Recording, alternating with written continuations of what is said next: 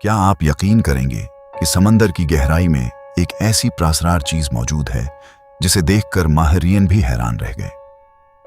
सन 2011 में स्वीडन की एक गोताखोर टीम बाल्टक समंदर की तह में एक अजीब व गरीब गोल नमा साखत तक पहुंची।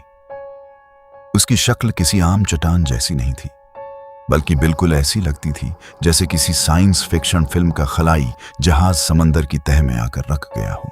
जब इस मकाम की तस्वीर दुनिया के सामने आए तो इंटरनेट पर हलचल मच गई।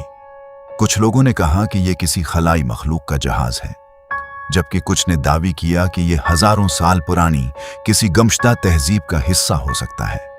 हैरानकुन बात यह है कि इस प्रासरार चीज के इर्द-गिर्द समंदर की तह पर एक लंबा निशान भी देखा गया, जैसे कोई बहुत बड़ी चीज फिसलती हुई यहां आकर रखी हो।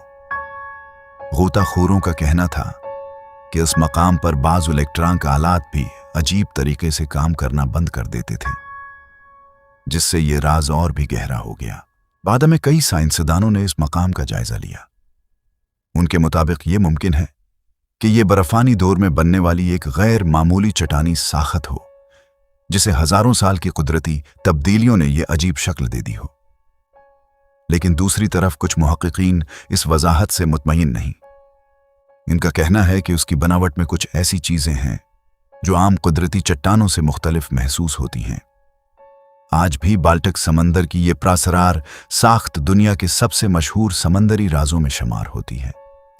न कोई उसे मुकम्मल तौर पर खलाई जहाज साबित कर सका, न ही कोई उसके बारे में आखिरी साइंसी फैसला दे सका।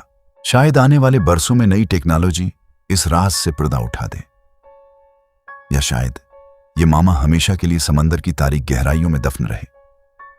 अगर आपको मौका मिले तो क्या आप इस प्रासरार मकाम तक गोता लगाकर जाना चाहेंगे?